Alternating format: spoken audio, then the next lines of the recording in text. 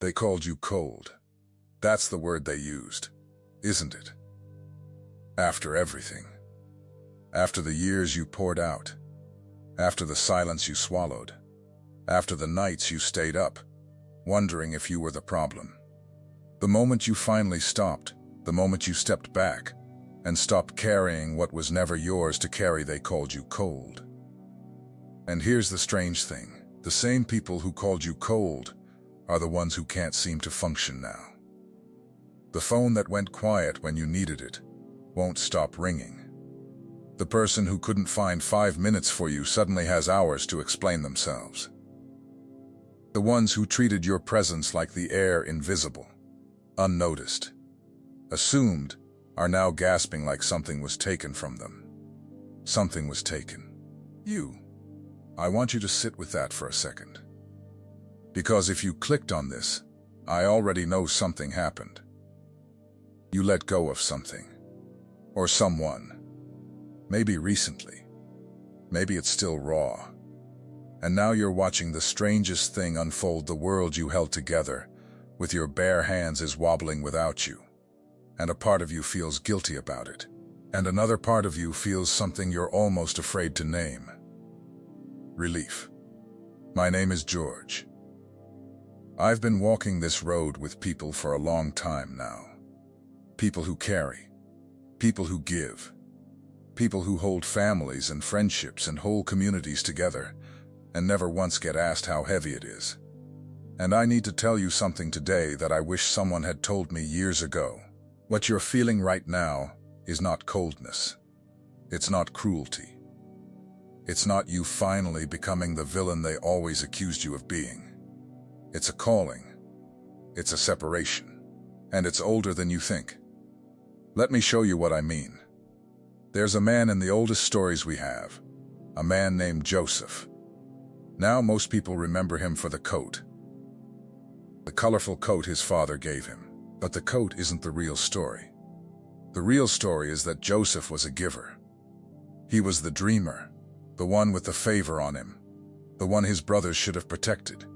And what did they do? They sold him. His own blood. They sold him to passing traders, and went home and told their father he was dead. Think about that betrayal for a second. Not strangers, brothers. The people who were supposed to have his back threw him in a pit and walked away counting their silver. And here's what most people miss about that story. Joseph didn't crawl back. He didn't spend the next 20 years writing letters begging them to take him back, to love him, to see his worth. He let go. He was carried far away into Egypt, and in that far country, away from the people who couldn't see him, he became something. He grew. He rose. The favor that his brothers despised began to operate in a place where it could finally breathe. And then, years later, a famine hit. And guess who came to Egypt, starving, desperate, on their knees? The brothers. The same ones who sold him. The ones who said he was dead. They came crawling, not even recognizing the man standing in front of them, because the brother they discarded had become the only one who could keep them alive. Do you understand what I'm telling you? The ones who threw him away ended up needing him to survive. Not because he chased them. Because he let go and let God grow him in the distance. That's the pattern. That's the seal on certain people's lives. And I think it might be the seal on yours. But let me be honest with you. Because I'm not here to sell you a fantasy where everyone who ever hurt you ends up weeping at your feet. That's not the point. The point is deeper than revenge. The point is understanding why you, specifically, were built to carry, and why the carrying had to stop. Here's the truth nobody around you wants to say out loud. You were the load-bearing wall. You know what a load-bearing wall is? In a house, most walls are just decoration. You can knock them down, move them, paint them, ignore them, and the house stands just fine. But there's always one wall sometimes you can't even tell which one from the outside that's holding up the entire structure. Take that wall out, and the ceiling comes down. the whole thing collapses. In your family, in your circle, in that relationship, you were that wall. And nobody knew it. They thought you were decoration. They thought you were optional. They leaned on you, they hung their whole weight on you, and they assumed you'd just always be there. Because that's what walls do. They don't complain, they don't move, they just hold. Until one day the wall said, "I can't hold anymore." And now they're finding out the truth. The house is shaking. And they're scrambling, and panicking, and calling you cold, when the real word, the honest word, is essential. You were essential. You still are. They just never had to feel your absence to know it. And let me tell you something about how that absence works. Because it's important. People don't appreciate what's always there. That's not cruelty, it's just the way the human heart is built. The sun comes up every morning, and not one of us thanks it. We only notice the light when the room goes dark. You were the light in that house, steady, constant, every single day, holding things together. And because you never failed them, they stopped seeing you. They built their entire lives on the assumption that you would always be there, the way you assume the floor will hold when you step out of bed. And then, the floor wasn't there. And suddenly, only now, only in the falling do they understand what they were standing on the whole time. There's a verse, an old one, about a stone the builders rejected becoming the cornerstone. The very stone they tossed aside as useless turned out to be the one the whole building needed. That's a lot of you watching this. You were the rejected stone, the one taken for granted, pushed to the side, treated like you didn't matter. And life has a way of bringing the builders back around to the very stone they threw away, saying we were wrong. We needed you. You were holding it all up, and we never knew. But here's what I don't want you to do. I don't want you to run back the second they recognize your worth. Recognition is not the same as change. A lot of people will suddenly see your value the moment they lose it, and the moment you come back, they'll forget all over again. Don't reward the panic. Wait for the change. There's a difference between someone who misses what you did for them and someone who's ready to honor who you are. There's a woman in the scriptures named Hannah, and her story breaks me every time. Hannah wanted a child more than anything in the world, and year after year, she was mocked for being empty. The other woman in the household who had children easily would provoke her, needle her, make her feel like nothing. And Hannah's own husband, well-meaning, but blind to her pain, would say to her, "Am I not better to you than 10 sons?" As if his presence should be enough. As if her ache didn't matter because he was satisfied. Can you feel that? The loneliness of being surrounded by people who love you, but cannot see you. Of giving, and being told your emptiness is your own fault. And what did Hannah do? She went to the temple, alone, and she poured out her soul so completely that the priest thought she was drunk. She wasn't drunk. She was emptying herself before God, because there was no one on earth who could hold what she was carrying. She let go of trying to be understood by the people around her, and she took it to the only one who could actually answer. And God answered. He gave her Samuel. But here's the part that wrecks me. She gave Samuel back. She raised him for a few short years, and then handed him to the temple, to a calling bigger than her own arms. Hannah understood something most of us never learn, that the things we carry, even the precious things, are not ours to grip forever. There's a season to hold, and there's a season to release. You're in a season of release right now, and it hurts, and it's holy. Now let me tell you what's really happening on the other side with them. The ones falling apart. When you carry someone for long enough, you don't just help them. You teach them they don't have to grow. Think about that. Every time you stepped in, every time you fixed it, every time you absorbed the blow so they wouldn't have to feel it, you were loving them. Yes, but you were also, without meaning to, keeping them small, keeping them dependent, keeping them from the very struggle that would have made them strong. And the most loving thing, the hardest, most loving thing, was to stop. There's a story about Jesus and a man who had been sick for 38 years. 38 years lying by a pool, waiting for someone to help him into the water. And when Jesus came to him, he didn't pick him up. He didn't carry him to the water. He asked him a question that sounds almost cruel until you understand it. He said, "Do you want to be made well?" What kind of question is that? Of course he wants to be well. He's been sick for 38 years. But Jesus knew something. After 38 years, the sickness had become an identity.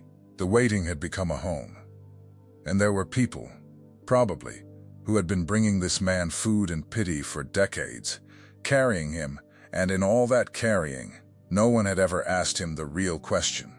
Do you actually want to change? Or have you gotten comfortable being carried?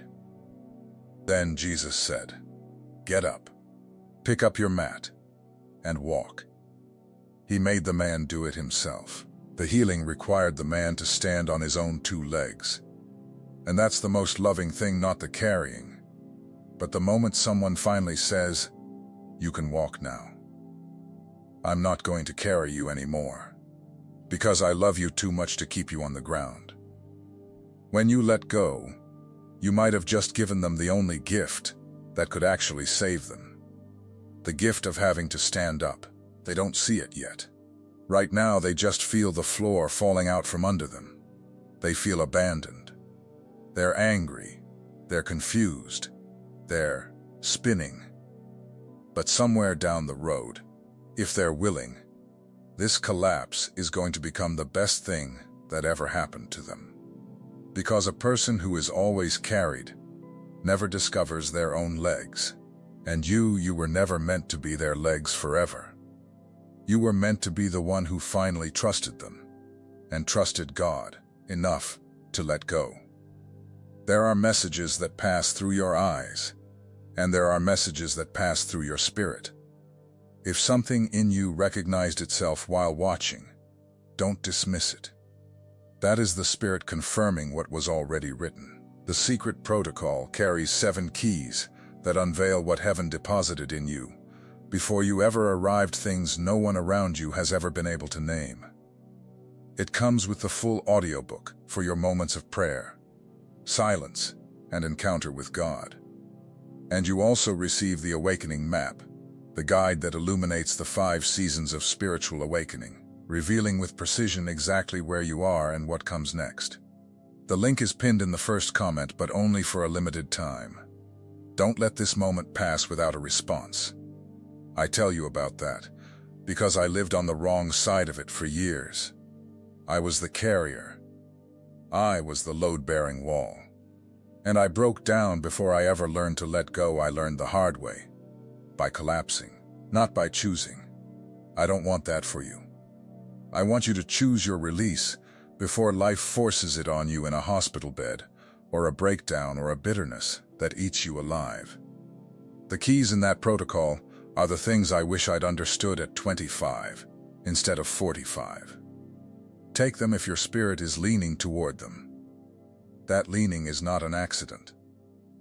Now let's go back to you, because I want to deal with the guilt. The guilt is the thing that's going to try to pull you back in. Here's how it works. They fall apart. You see them falling apart. And something deep in you, something that was trained over years of carrying, says, "This is your fault. Go fix it. Go back. You're being selfish. You're being," there's that word again, cold. I need you to recognize that voice for what it is. That is not the voice of love.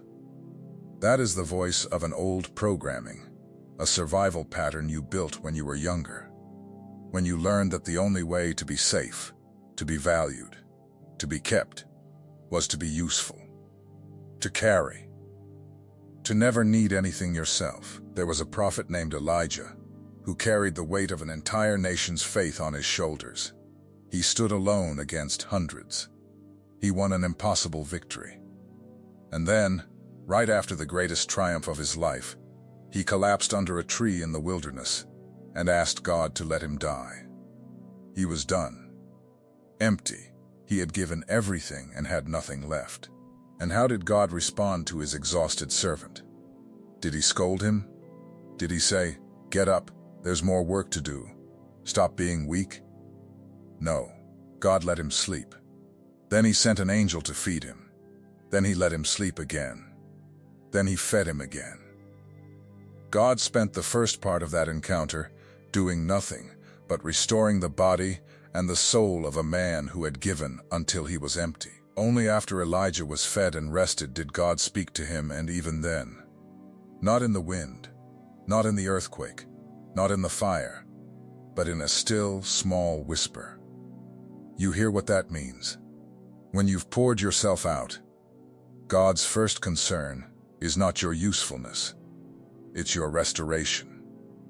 He's not standing over you demanding you get back to carrying. He's saying, "Rest, eat, breathe, let me restore you before you do another thing."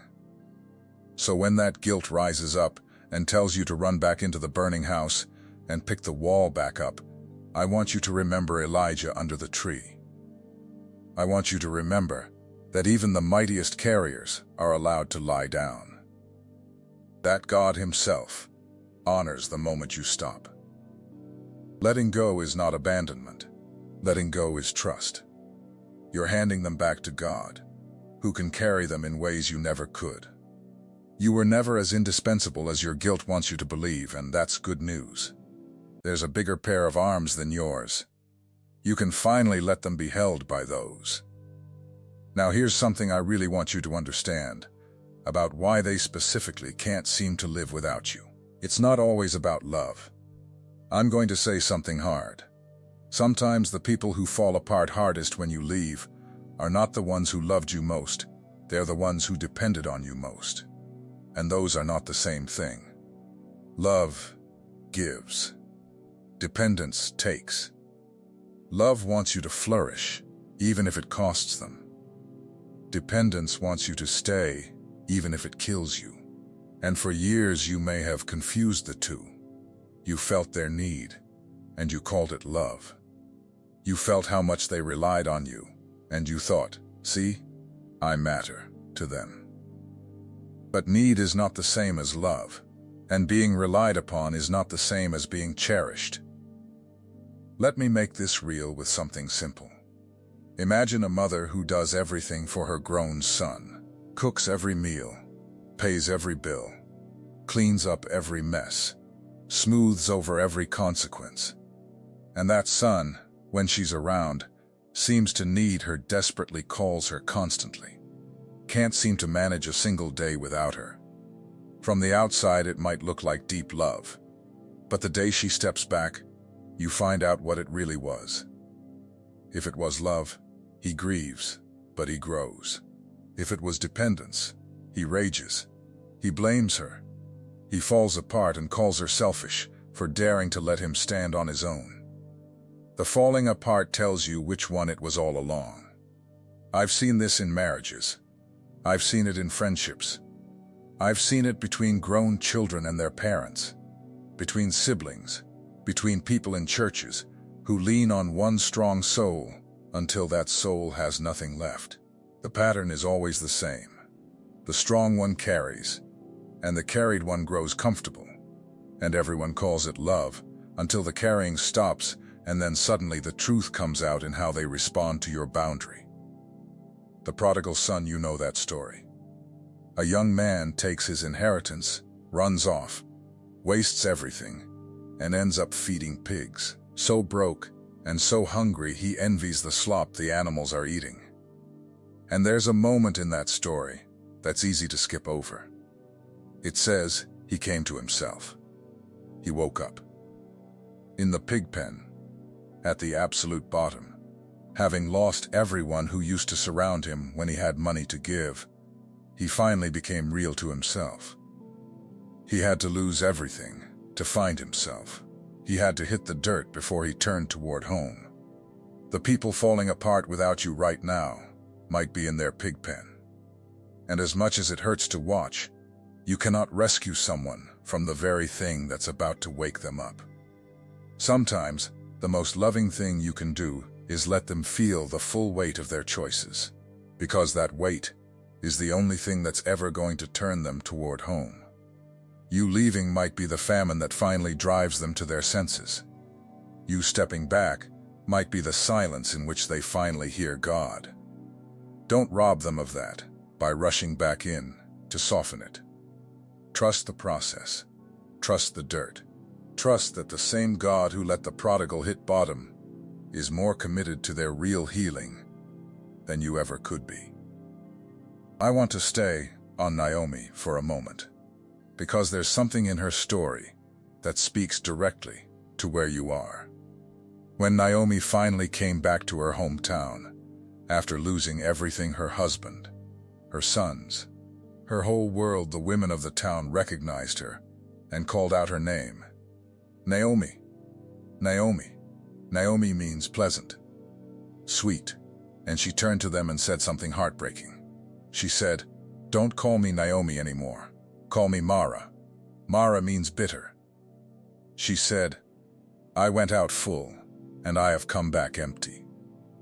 Now think about that. Here's a woman who gave everything, who poured herself into a husband, into children, into a life, and watched all of it taken from her. And when she came home hollowed out, she didn't pretend. She didn't paste on a smile and say she was fine. She told the truth. "I am empty. The fullness I gave away is gone, and I have nothing left." I think a lot of you watching this are in a Mara season. You went out full. You gave your fullness to people who drank it down, and never asked if your own cup was running dry. And now you've come back empty, and the people around you are confused because they only ever knew the full version of you, the version that gave. They don't know what to do with an empty Naomi who finally says, "I have nothing left to pour." But here's what the story does with Mara. It doesn't leave her bitter. By the end, that same empty woman is sitting with a baby in her lap, her grandson. Through Ruth and the women of the town say, Naomi has a son again. The emptiness was not the end of her story. It was the turning point. The God who let her come home empty was already arranging the fullness she couldn't see yet. If you're in your Mara season, hear me, empty is not the end. Empty is just the space where God begins to put something new. You cannot be refilled while you're still pouring out into a vessel with a hole in the bottom. The letting go, the emptiness, is what makes room for what's coming.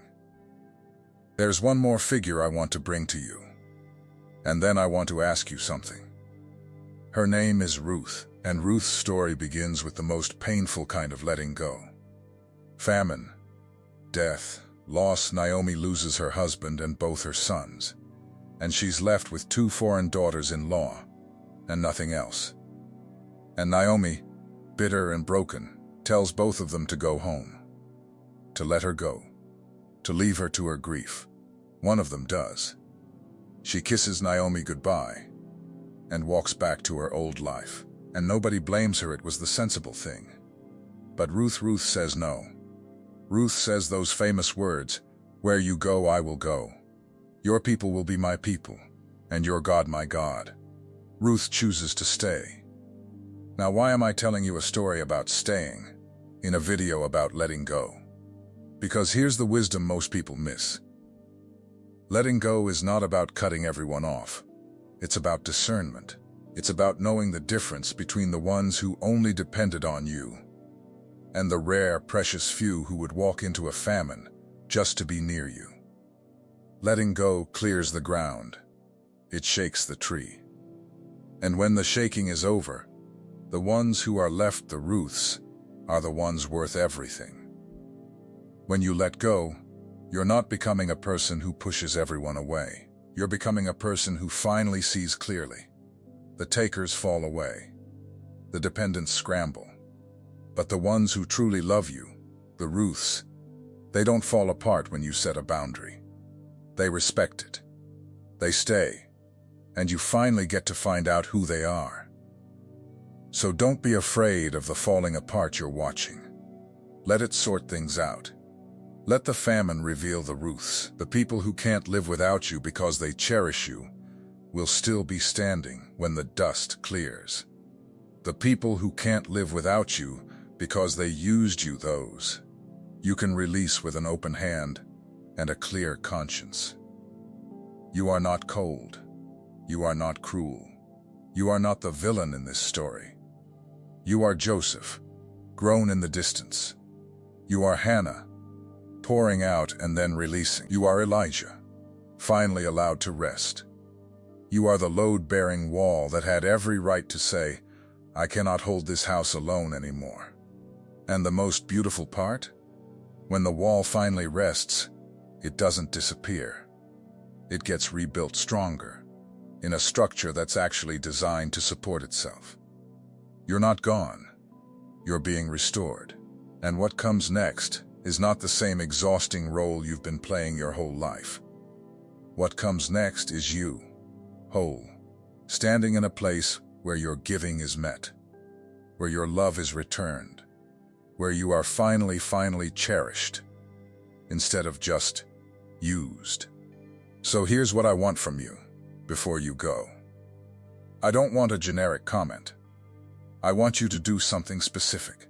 I want you to think about the moment you finally let go, the actual moment, the day, the conversation, the silence, and I want you to write down in the comments the exact word they used to describe you when you stopped carrying them.